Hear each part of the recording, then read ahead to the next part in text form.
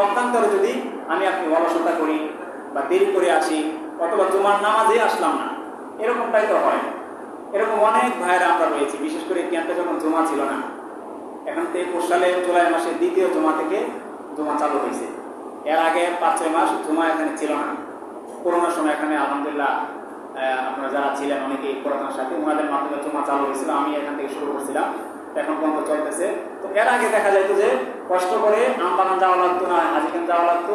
তো দেখতাম যে অধিকাংশ মানুষ যেত না, ক্যাম্পে থাকতো, কোনো কারণ ছিল না। যাদের রেস্ট ছিল 32 ঘন্টা, তাদের মধ্যে অনেকে জুমার নামাজে অংশগ্রহণ করতো না। এরপরে বাধ্য হয়ে করোনার মৌসুম চলতেছিল, সবকিছু পরিস্থিতি মিলিয়ে এখানে জমা চালু করেছিল। তো এখন থেকে দেখা যায় যে আলহামদুলিল্লাহ অনেকে জুমার মধ্যে শরীর হয়। তাহলে আমার বলার উদ্দেশ্য হলো যে জুমার নামাজে বা জুমার দিনে এত ফজিলত, এত গুরুত্ব জানার পরেও যদি আপনি জুমার নামাজে অংশগ্রহণ না করি, তাহলে কিন্তু তাদের জন্য ভয়ঙ্কর কথা হাদিসের মধ্যে এসেছে। নবী আলাইহিস সালাতু ওয়াস সালাম বলেছেন, মান তারাকা সালাসাতা জুমআন তাহাউনান তাবা আল্লাহু আলা কলবিহি মাহরান। নবী আলাইহিস সালাতু ওয়াস সালাম বলেন, কোন ব্যক্তি যখন অলসতা বশত একাধারে 3টা জমা ছেড়ে দেয়, অহেতুক কোনো কারণ ছাড়া অলসতা করে, অবহেলা করে, নবীজি বলেন তবে আল্লাহু আলা কলবিহি মাহরান, আল্লাহ পাক রব্বুল আলামিন তার অন্তরের মধ্যে মোহর মেরে দেয়, তার অন্তরটাকে সিলগালা করে। তার মানে হলো কোন মুমিনের অন্তরে যখন আল্লাহ তাআলা মোহর মেরে দেয় বা সিলগালা করে দেয়, সিলগালা মানে কি, একটা বিষয়কে, একটা দরখাস্তকে সিল দেওয়ার মাধ্যমে এটাকে সম্পূর্ণ জায়েজ করে দেওয়া হলো বা এটাকে পাশ করা হলো।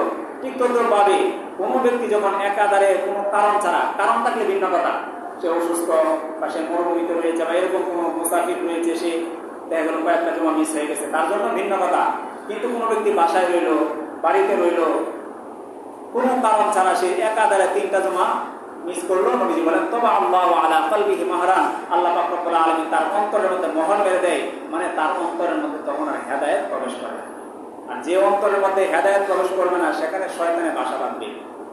তখন তার ভালো কথা শুনতে ভালো লাগবে না, ভালো কাজ করতে ভালো লাগবে না, ভালো কথা বলতে ভালো লাগবে না, খারাপ সবকিছু তার কাছে ভালো লাগবে, কিন্তু ভালো সবকিছু তার কাছে খারাপে পরিণত হবে।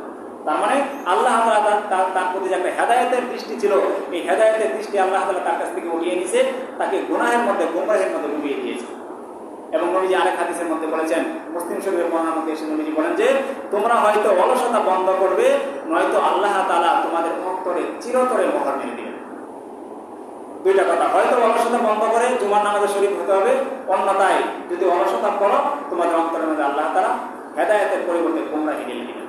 এই জন্য মোহতারাম হাজিরিন, এই যে পিছনে আমরা এত ফজিলতের কথা বললাম, জুমার নামাজে এই ফজিলত, ওই ফজিলত, জুমার দিনের এই ফজিলত, পক্ষান্তরে যারা নামাজ পড়বে না তাদের জন্য